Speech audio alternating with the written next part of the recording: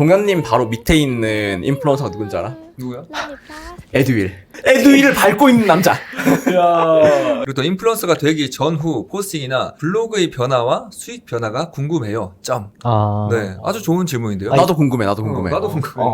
일단 첫 번째 질문 같은 경우에는 안녕하세요. 안녕하세요, 반갑습니다. 네, 네이버 인플루언서 종이덕종입니다. 네. 오늘 약간 우리가 새로운 걸 시도해봤잖아. 아, 그렇지. 어. 오늘 네, 엄청 어. 대단한 분을 모셨잖아. 나 그분이 지금 내 옆에 있다는 것만으로 심장이 막 지금 바운스 하는데. 지금 떨리고 있어? 어떡하지? 어떡하게 형 어. 제대로 밀착 취재를 해야지. 네이버 인플루언서계 급성장의 아이콘. 급성장의 아이콘. 어. 그리고 또 귀여움의 아이콘. 진짜 너무 귀여워. 어떡하지 이거? 어떻게 형 저기 호주머니 들어갈까? 어학 교육 분야 인플루언서 과커 박종현님을 모시고 저희가 인터뷰를 할 건데 우리가 커뮤니티에다가 공지를 올렸잖아. 아, 정말 많은 질문을 해주셔가지고 네, 너무 감사합니다. 맞아. 질문을 저희가 같이 드려보고 네. 우리 구독자분들이 많이 배울 수 있도록 한번 해보자고. 그리고 또 이걸 보시면 정말 많은 도움이 될 거예요. 지금 직장인 분들이나 인플루언서 데리고 가시는 분들 그리고 또 초짜분들도 정말 많은 동기부여랑 도움이 될 거니까 꼭 끝까지 시청해 주시기 바랄게요. 과커 박종현님 모셨습니다. 안녕하십니까. 네, 안녕하세요. 종현님 한번 자기소개 부탁드릴게요. 생명과학이나 과학 관련해서 대중들이 많이 궁금해하고 네. 또 어려워하는 부분을 주제로 삼아서 이제 책을 저술하는 일을 주로 하고 있고요. 최근 들어서는 그 네이버 교육과학 인플루언서 선정돼서 책 홍보도 하고 그런 일을 하고 있습니다. 근데 진짜 궁금한 게 네. 아이디에 네. 혹시 뜻이 있나요? 과커? 네, 그 과커는 과학 커뮤니케이터의 약자예요. 일단은 그럼 과커님이 어떤 분인지는 네. 대략적으로 안 것 같고 그럼 우리 구독자분들은 아무래도 과커님이 어떻게 인플루언서가 되셨는지 어떻게 성장하셨는지 이런 게 되게 많이 궁금하실 것 같단 말이야. 형, 그 얼마나 버는지도 궁금해할 것 같은데. 진짜 수익에 대한 궁금증이 많았는데 일단은 내가 되게 과커님을 꼭 모시고 싶었던 게 뭐냐면 과커님이 인플루언서 됐던 시기가 언제였죠? 작년 12월 31일입니다. 작년 12월 31일이면은 사실상 그냥 올해 인플루언서 됐다고 해도 믿잖아. 진짜 올해 인플루언서가 되는데 이 정도로 성장했다? 저는 솔직히 제가 가장 빠른 줄 알았었는데 저보다 훨씬 빠른 거예요. 그래서 맞아. 너무 깜짝 놀랐죠. 급성장의 아이콘 하면 이제 쫑이었는데 넘어가게 생겼습니다, 진짜. 과커님이 어학교육 분야에 랭킹 6위에요. 어마어마합니다, 진짜. 와, 진짜. 이거 뭐 속도가 진짜 말이 안 돼. LTE가 뭐야, 진짜. 어마어마하다. 5G가 아니라 내가 봤을 때 7G야, 7G. 아직 미제 영역이야. 아마 이렇게 빨리 인플루언서 랭킹이 급성장한 케이스는 정말 드물 거예요. 네, 저도 정말 드문데 저보다 거의 한 2배 정도는 빠르지 않나. 심지어 저도 6위를 못하고 있는데 야, 진짜 대단합니다. 일단은 구독자님들이 궁금한 거 여쭤보기 전에 내가 궁금한 거. 혹시 과커님은 하루 방문자 수가 얼마 정도 나오나요? 이번 달만 말씀을 드리면은 그 하루 평균 한 3만 3천 정도 나오고 3만 있습니다. 3천 명. 네. 3만 3천. 네. 와. 야, 그러면은 가장 많이 나왔을 때는 4만 5천이 나왔던 4만 적이 4만 5천이요? 네. 그럼 이제 거의 소위 말하는 3만 불, 4만 불이네. 와, 진짜. 저는 입 좀 다물고 있어야겠네요. 저랑 비슷하시네요. 이거 한번 합시다. 와, 정말 대단해요, 진짜. 어떻게 보면 모두가 바라는 상황이잖아.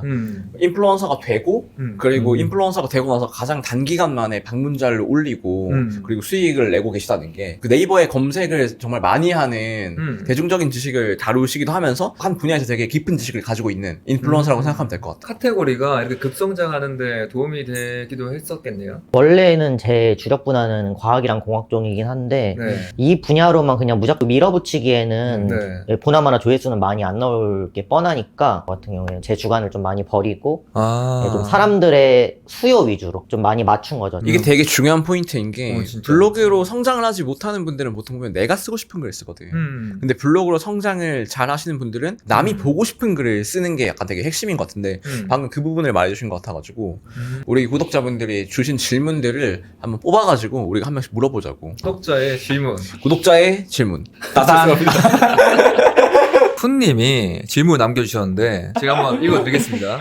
인플루언서가 되고 인플루언서끼리 경쟁이 치열해서 힘들다는 글을 본 적이 있는데 어떻게 생각하시는지, 그리고 또 인플루언서가 되기 전후 포스팅이나 블로그의 변화와 수익 변화가 궁금해요. 점. 네, 아주 좋은 질문인데요. 나도 궁금해. 나도 궁금해. 나도 궁금해. 일단 첫 번째 질문 같은 경우에는 경쟁을 얘기를 하셨는데 제가 고등학교 때부터 쭉 그 밀고 나갔던 주간 중에 하나가 이제 최대한 경쟁이 치열한 건 피하자였어요. 예. 블로그도 물론 경쟁이 치열해요. 외관상으로 보면은. 근데 거기 중에도 세부적으로 보면은 프로페셔널한 키워드들 있잖아요. 경쟁이 진짜 안 치열해요. 아무리 초보 블로거라 하더라도 그 글을 쓰면은 뷰탭 최상위에 띄울 수 있을 정도로 이야. 이제 그런 키워드들을 좀 많이 찾았던 것 같아요. 저 같은 경우에는. 시작부터 엄청나게 많은 생각을 하고 하셨네요. 그러니까 진짜 이거는 나랑 비슷한데? 똑똑하신걸? 저는 진짜 아무 생각 없이 그냥 맛집 그런 거 쓰다가 찾게 된 케이스라 가지고 네, 정말 대단한 것 같아요. 저도 초반에는 그 네. 대학교 다닐 때도 블로그를 했는데 맛집이 좀 쓰긴 했어요. 일상이나 맛집. 네. 그러다가 제가 출판사를 창업을 하고 네. 이 출판사랑 도움이 되기 위해서는 어떻게 하는 게 좋을까 고민을 하다가 교육어학 쪽으로 돌린 거거든요. 네. 다들 시작은 약간 맛집으로 하시는 것 같아. 그지? 근데 우리가 약간 맛집 하지 말라고 하는데 일단 블로그가 편해지는 과정에서 약간 맛집이나 일상을 쓰면서 시작하는 것도 나쁘지 않겠다라는 생각이 좀 들고 이어서 질문 주셨는데 아까 인플루언서가 되고 나서 포스팅이 어떻게 변화가 있었는지 그리고 수익의 변화가 어떻게 있었는지 궁금해 하셨거든요. 예, 그 포스팅 변화 같은 경우에는 제가 인플루언서가 되기 전에는 글 하나에 한 3,000자 정도 되는 글을 썼어요. 엄청나게 많이 쓴 거죠. 엄청 많이 쓴 거죠. 아마 이게 인플루언서가 될 수 있었던 원동력 중 하나가 아닐까 싶은데 한두 달 해고 보니까 이게 글 하나에 한 3,000자 이렇게 쓰는 것보다는 글을 2개를 쓰고 1,500자씩 쓰는 게 좀 더 가성비가 좋아 보이더라고요. 맞아요. 제가 보기에는. 예. 저도 그렇게 하거든요. 예. 네, 저도 한 2,000자나 2,500자 나오면은 아싸리 그냥 주제를 2개로 해서 2포스팅을 나눠버려요. 예, 저도 네. 그런 식으로 하고 있는데, 네. 예, 그렇게 일단 바꿨어요, 저는. 그러니까 어떻게 보면 퀄리티를 내린 거죠. 예, 퀄리티를 좀 내리고, 그 대신에 좀 글 하나에 담긴 지식이 좀 더 심플하고 단조롭고, 또 넓으면서도 얇고, 예, 깊이는 줄이고. 항상 대충 하라고 하잖아. 사실 대충 하라고 하는 게 약간 이런 느낌인 것 같아. 잘 읽기 하는 게 되게 잘 쓴 글이거든. 우리 블로거들은. 그러니까 되게 그걸 잘 하시고 계시는 것 같고. 블로거랑 인플루언서의 차이는 대표적으로 블로그 때는 좀 열심히 하다가 인플루언서가 되면은 이제 키워드를 많이 먹는 싸움이기 때문에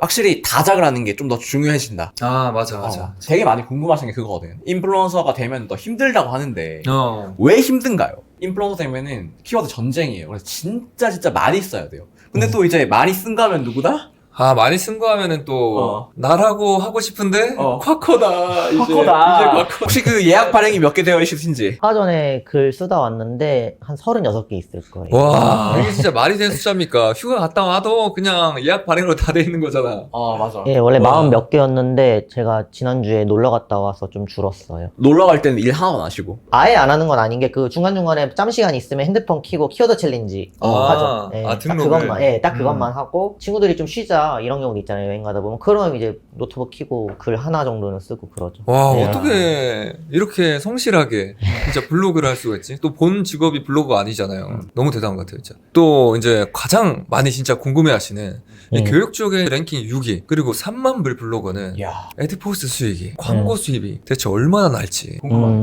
저번 달 같은 경우에는 360만 원 정도 나왔습니다. 에드포스트 수익이 360만 예, 원. 360. 이야. 와, 내 3배인데요? 3배.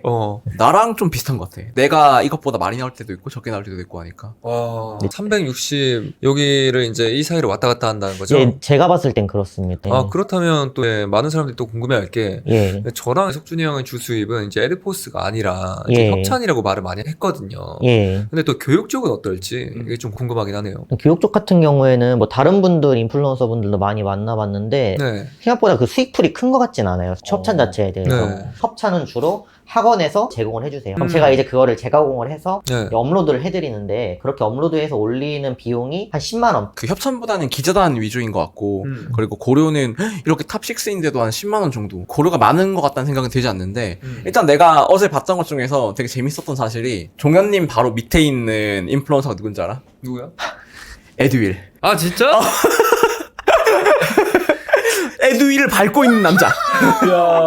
또 곽거 박조현님은 진짜 여러 곳에 초청도 많이 다니시고 그래서 엄청 바쁠 텐데 이렇게 예약을 엄청 많이 하시고 하루에 몇 시간을 이제 글을 쓰는지 이것도 좀 궁금한 것 같아요. 순수하게 블로그에 네. 하는 시간을 말씀하시는 거죠. 네. 하루에 블로그는 4시간 정도 하는 것 같아요. 아, 네. 4시간으로도 충분히 그 정도 예약을 채우시는군요. 네. 아, 혹시 몇 하세요? 네? 몇 하세요? 몇 타, 초등학교 때 한 300타 나왔어요. 지금은 모르겠어요. 그거를 측정해보려고 하지도 않았고. 아, 쫑이는 한 600타쯤 되거든. 그리고 제가 한 400대 후반. 우리가 최근에 해봤잖아, 그지? 네. 아, 갑자기 궁금해가지고.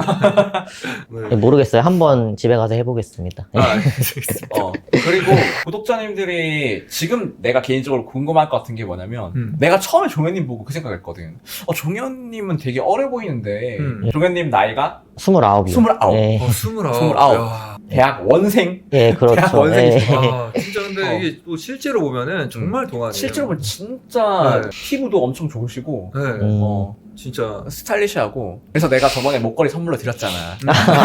오늘 차고 왔어야 됐는데 제가 센스가 버리신 거 알죠? 너무 화려하게 돼 있어요. 아니요, 집에 있습니다.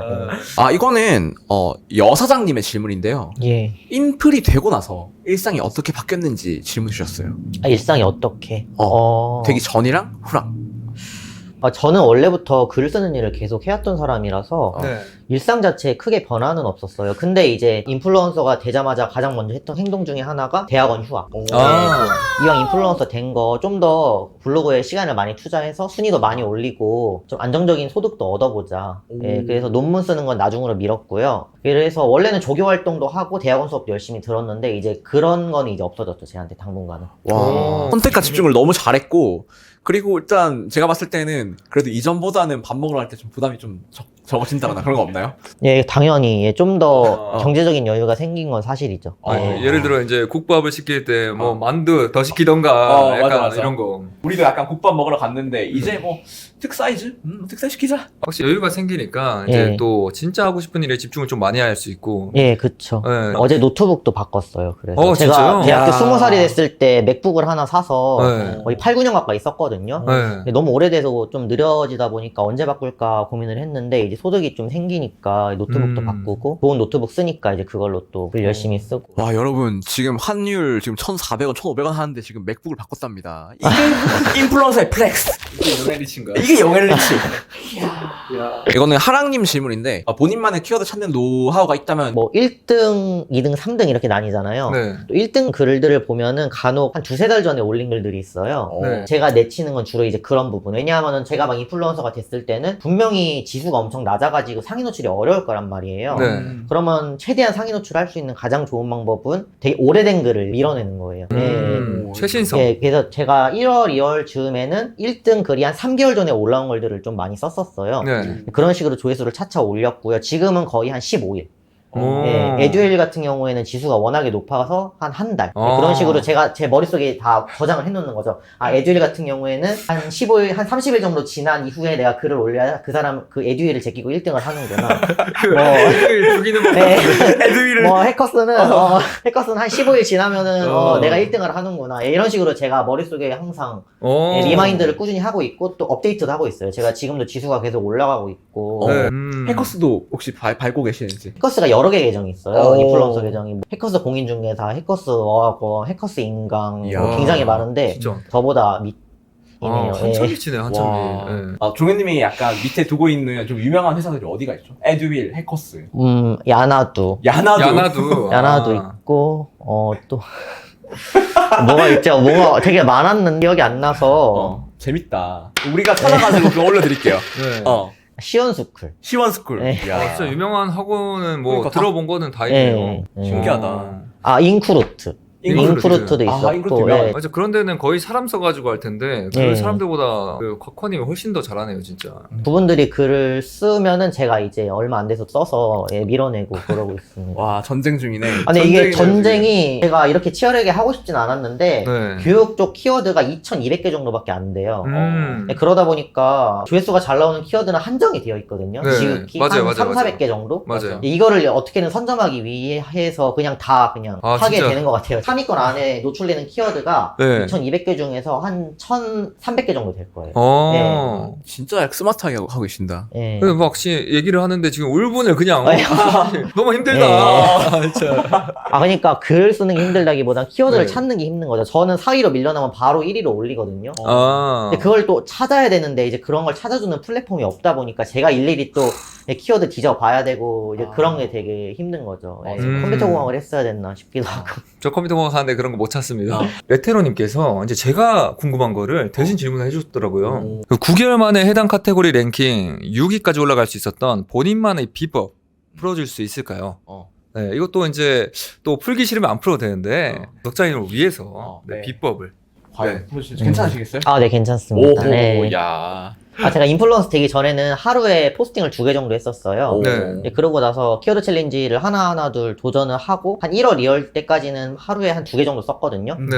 아까 전에 말씀드린 전략대로 네. 1등을 하고 막 그러다 보니까 조회수가 천천히 오르더라고요. 음. 이걸 달리 말하면은 3포스팅, 4포스팅으로 늘리면 네. 그만큼의 조회수가 더 늘어난다는 얘기이기도 하거든요. 그죠, 네. 그죠? 심지어 만약 제가 글 하나를 썼을 때 사이 밖으로 밀려났으면 제가 계속 2포스팅만 했을 거예요. 근데 그렇지 않았잖아요. 네. 산술적으로만 계산을 해봐도 2포스팅에서 3포스팅으로 늘리면 1.5배가 늘어나고 4% 늘리면 2배가 늘어나는 네, 그렇게 차관을 해서 3포스팅을 시작을 했고요. 3포스팅을 한 지 한 달 정도 지나서 4포스팅을 시작을 했고요. 또 4포스팅을 한 다음에 좀 더 늘릴 수 있겠다. 그래서 4.5포스팅을 시작을 했어요. 와, 4.5로 어떻게 하지? 4.5는 이제 4포, 5포, 4포, 5포 이런 식으로 네. 하는 거죠. 네. 그러니까 이게 우리가 1포를 하라고 말씀을 많이 드리잖아. 근데 항상 뭐 나중에 되면 1포 하면 잘 된다고 하더니 이런 반응이 있어. 근데 사실은 1포를 하란 말은 1포에 적응되면 2포로 늘리고 2포에 적응되면 3포를 늘리고 약간 이렇게 돼야 된다라고 내가 말하고 싶었던 거거든. 습관화를 일단 만들라는 건데. 근데 이게 그걸 너무 잘하신 케이스인 것 같고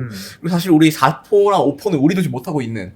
일단 나는 사포할 생각도 없어. 왜냐면 저는 이제 꾸준히 하려면은 스트레스를 안 받는 선에서 해야 한다고 생각하기 때문에 저의 스트레스 안 받는 포스팅의 수가 딱 3개인 것 같아요. 곽커님은 저보다 이제 용량이 좀 크신 것 같아요. 그죠? 예, 그 또 무엇보다 다른 분야분들 같은 경우에는 뭐 하나 올리려면 사진도 열심히 찍으셔야 되고 직접 네. 경험도 해보셔야 되고 그렇잖아요. 맞아요. 근데 저는 이미 객관적인 지식들을 2차 창작을 하는 거 위주로 이루어지기 때문에 좀 더 스트레스는 덜 받는 편인 것 같아요. 이게 교육만의 이점 같기도 하고요.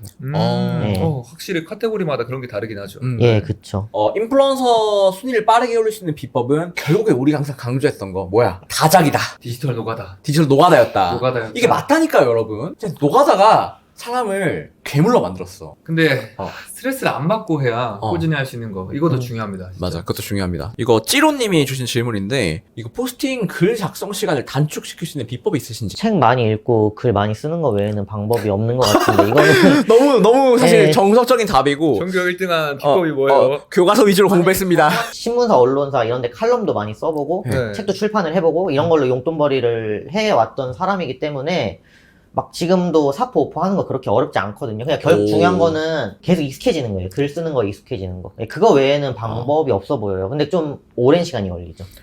나도 완벽하게 동의해. 예. 글을 쓰는 게 습관화가 되면은 좀 더 빨리 써지고, 예. 좀 더 빨리 쓰는데도 좀 더 많이 써지고, 그리고 빨리 쓰고 많이 써지는데도 글 퀄리티도 좋아져. 예, 그쵸. 계속 예. 꾸준히 하는 게 진짜 중요하다. 어떻게 생각해? 나도 진짜 동의해. 완전 동의하지. 완전 동의한다. 습관화가 가장 중요하고 또 익숙해지는 거지. 더 중요한 거는 예를 들어 1일 1포를 한다고 하면은 단 하루도 빼먹지 말아야 돼요.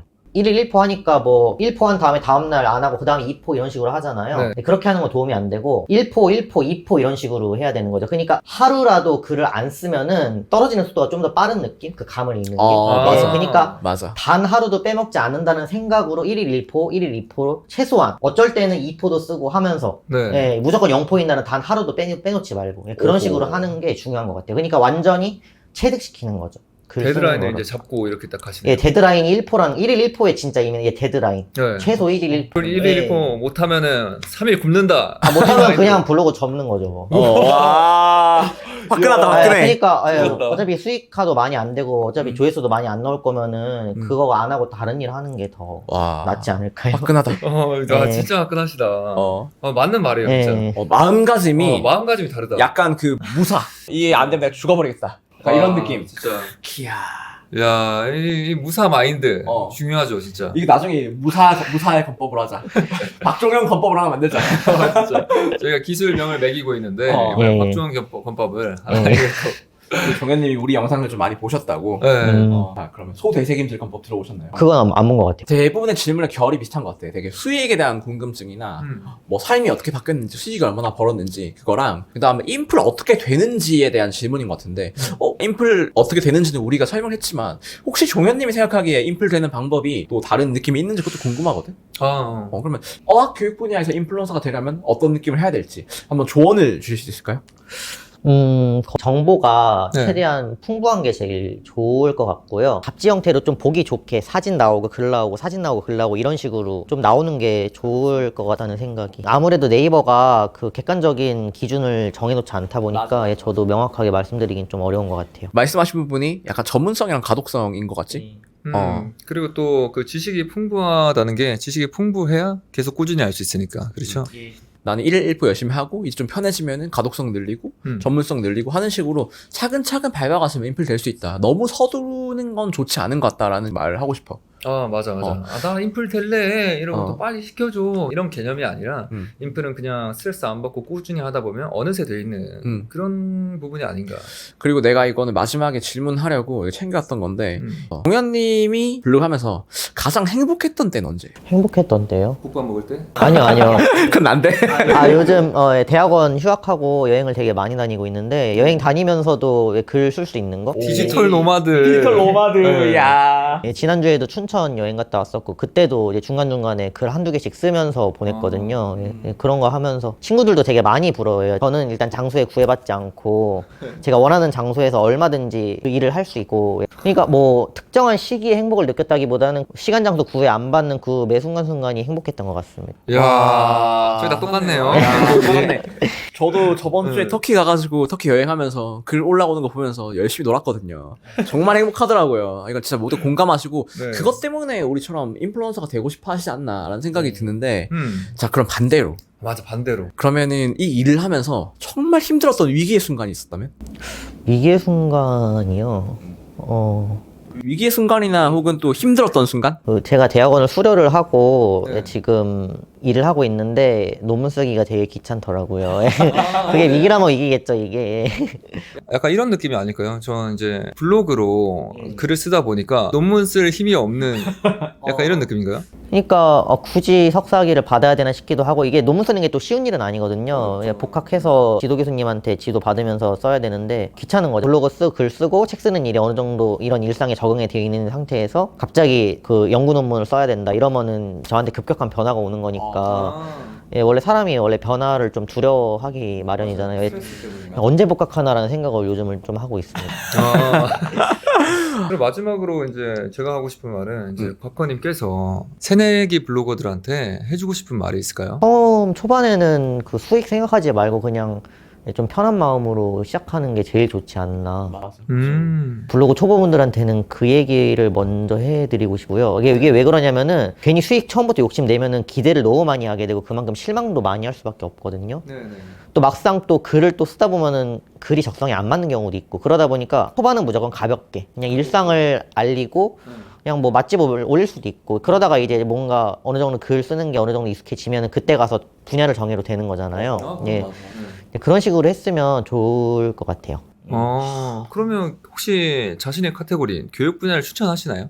만약 그 사진 찍는 거에 자신이 없으신 분이라면 적극적으로 추천드리고 싶은데, 교육 분야가 막 그렇게 뷰티나 패션, 여행 이런 쪽에 비해서는 좀 인지도도 떨어지고 블로그만으로도 좀 유명해지기도 어렵고 그러다 보니까 추천드리기는 좀 어려운 분야인 것 같아요. 그러니까 어느 정도 진짜 교육 분야에 관심이 많으신 분, 뭐 자격증이나 아니면 누군가를 뭐 가르쳐주는 거에 관심이 있는 분이라면은 추천드리고 싶어요. 진짜 너무 공감해요. 저도 마찬가지라가지고 제 카테고리랑 같은 성질이라서 사실 저는 공감합니다. 네, 이게 또 인싸 카테고리잖아요, 패션. 일단 나도 공감하지. 나도. 뭘 공감해요? 형은 유명해졌잖아.